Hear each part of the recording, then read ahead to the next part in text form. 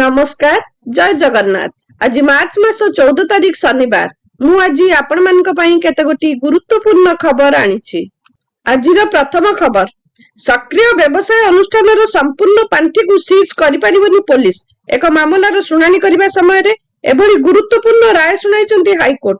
अपराधिक तदंत समय पुलिस बैंक अकाउंट फ्रीज करि परिबो, किंतु बिना कोनोसी निर्दिष्ट कारण बा आधार रे जने व्यवसायी का संपूर्ण अकाउंट बंद करिबा अनुचित। गजपति जिल्लार जने एलपीजी वितरकଙ୍କ आवेदनर शुनानी करी जस्टिस एसके पाणिग्राही को नहीं गठित एकक खंडपीठ एही निर्देश दैचंती। कोर्ट कहिचंती जे अभियोगकारी एवं जने निर्दोष अकाउंटधारी अधिकार मध्य रे संतुलन रहिबा आवश्यक। संपूर्ण अकाउंट फ्रीज करबा द्वारा व्यवसाय रे अजथा बाधा सृष्टि होउची।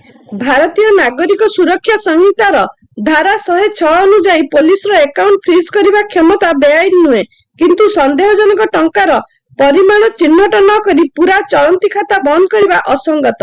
बैंक अकाउंट फ्रीज संबंधी विवाद बढ़ुथिबारु एथिपई एक जातीय नीति बा एसओपी प्रस्तुत करबा को कोर्ट गृह मंत्रालय को परामर्श दैछंती। परवर्ती खबर, पूर्वरु अमानिया माने विभिन्न छकरे रास्तार बाम पार्श्व गाड़ी रखुथिले, फल आंबुलांस एवं अन्य जरूरी सेवा जोगाउथुबा गाड़ी सहजरे जाई पारुनथुला। एथर किंतु पुलिस एक्शन मोड को आसीची। रास्तार बाम पार्श्व को फांका रखिया पई 20टी छकरे बोलाडर्स बा रोड बेडिकेट लगाइछि। फल बाम पार्श्व केही गाड़ी रखिबे नहीं। जो माने गाड़ी बाम पार्श्व रखिबे किंबा याको भांगिबे सेमानक विरुद्ध रे कड़ा कार्यानुष्ठान ग्रहण कराजिबो बोली ट्रैफिक डीसीपी तपन महांती कहिसंती। एहा किभली कार्यकारी करूची ताहाको अनुध्यान करिबा पई अतिरिक्त पुलिस कमिशनर, ट्रैफिक डीसीपी एवं अन्य स्टाफ विभिन्न छक बुली देखिचंती।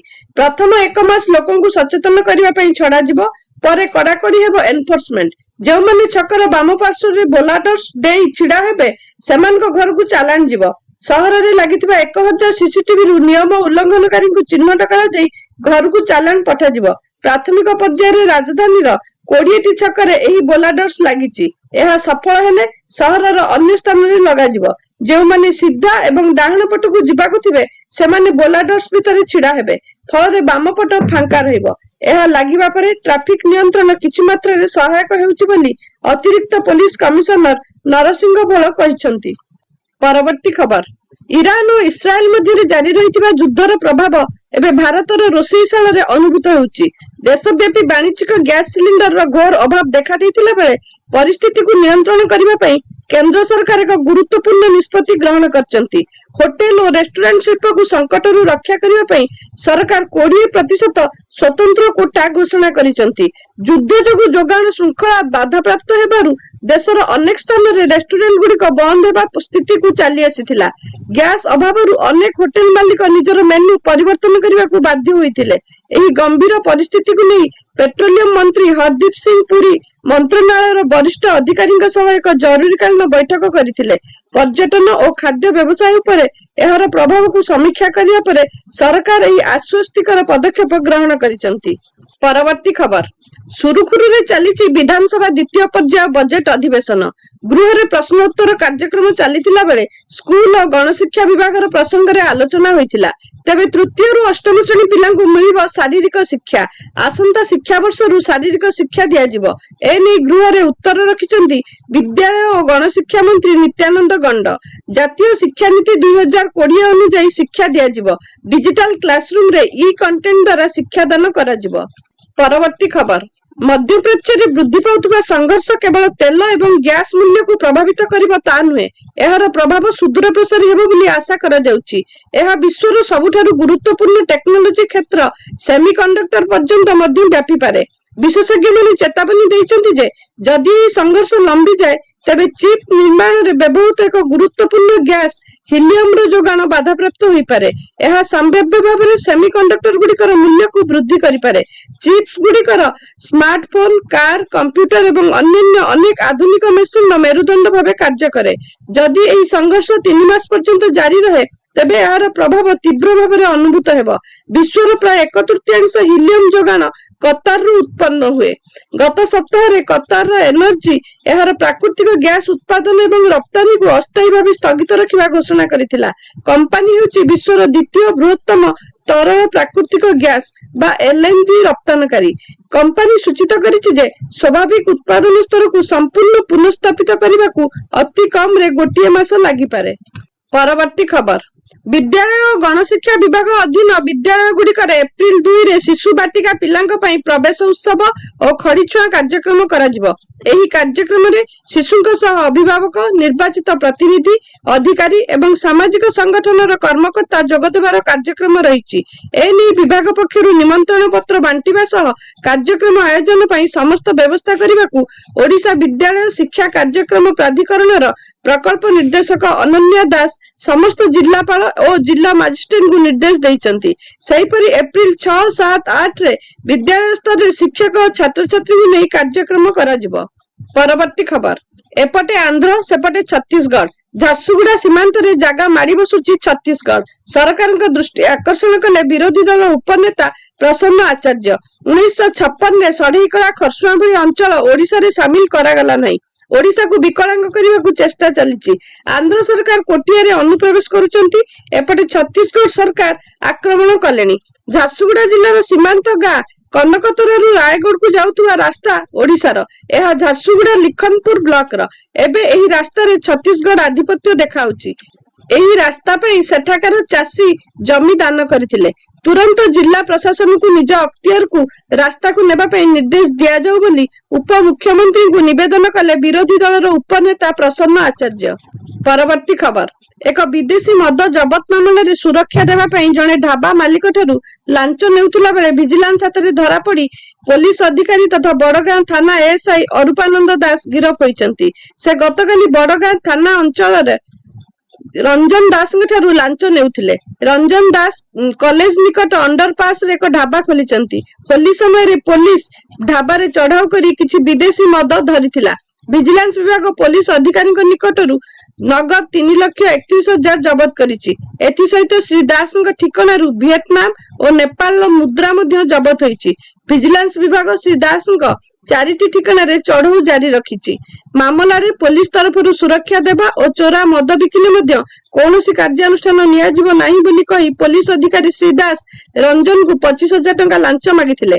ରଞ୍ଜନ ଏକଥାରେ ରାଜି ହୋଇନଥିଲେ। ଏହାପରେ ପୋଲିସ ବାବୁ ମଦ ମାମଲାରେ ଗିରଫ କରିବେ ବୋଲି ଧମକ ଦେଇଥିଲେ।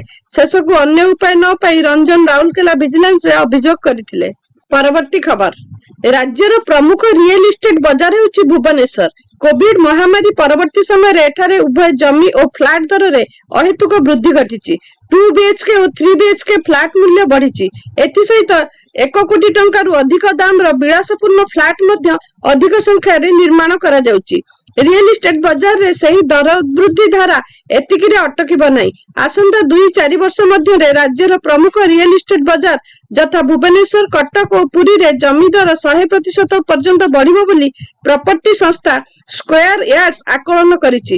ଏହା ନିଜ ରିପୋର୍ଟରେ କହିଛି ଯେ ଭୁବନେଶ୍ୱର, କଟକ ଓ ପୁରୀ ଭଳି ସହରରେ ବଡ ଧରଣର ଭିତ୍ତିଭୂମି ଓ ଶିଳ୍ପ ପ୍ରକଳ୍ପ କାର୍ଯ୍ୟ ଜାରି ରହିଛି।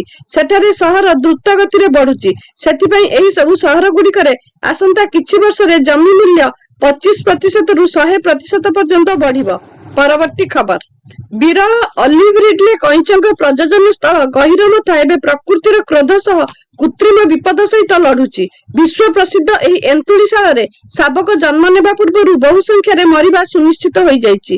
ସମୁଦ୍ର ତଟକ୍ଷ ପ୍ରଜନନ ସ୍ଥଳକୁ ସଂକୁଚିତ କରୁଛି।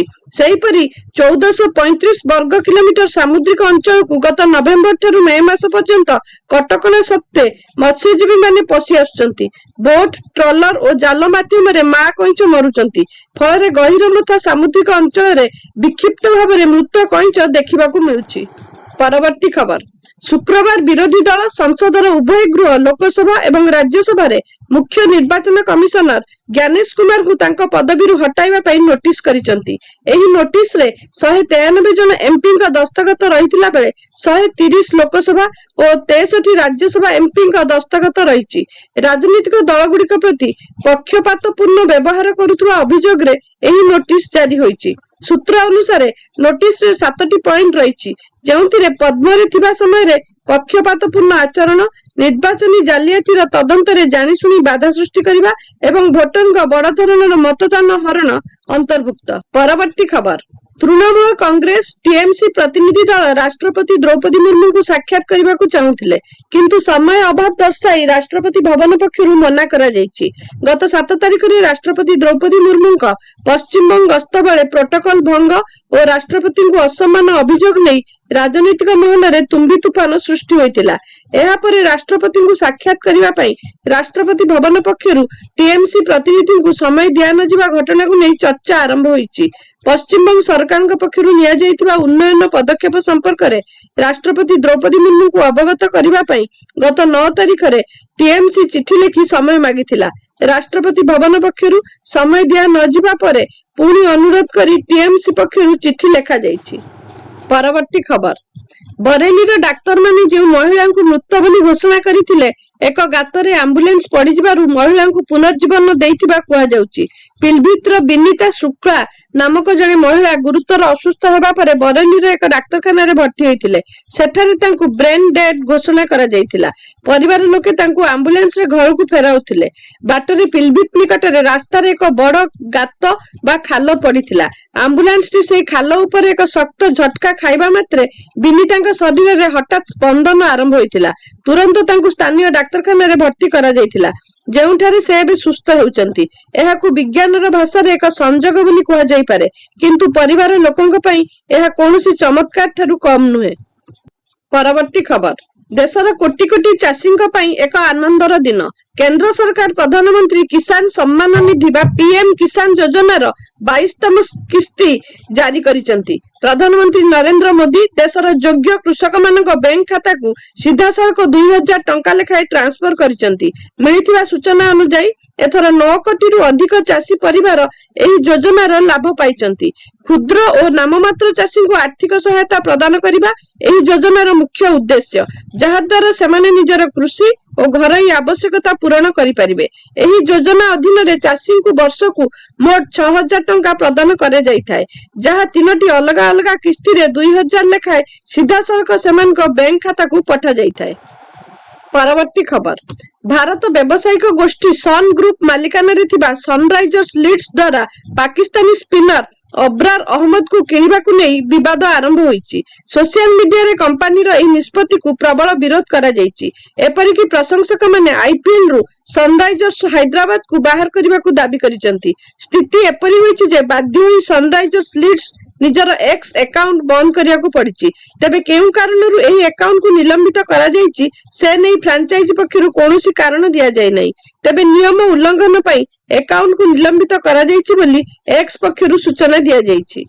परवर्ती खबर, ईरान विदेश मंत्री अब्बास अराघची तांको भारत प्रतिपक्ष एस जयशंकर सहित टेलीफोन माध्यम कथा होइचंती। अराघची पश्चिम एशियार संकट दूर एवं व्यापक भू राजनैतिक विकास उपरे आलोचना करिबा, विश्व स्थिरता को समर्थन करिबा पई ब्रिक्स राष्ट्रगुड़िक मध्य अधिक सहयोग पई आह्वान करथिले। ईरान एक विबृति अनुसार ईरान उपरे अमेरिका और इस्राएल आक्रमण पर देखा देइथिबा आंचलिक तथा वैश्विक अस्थिरता संपर्क में दुई नेता कथा होइचंती।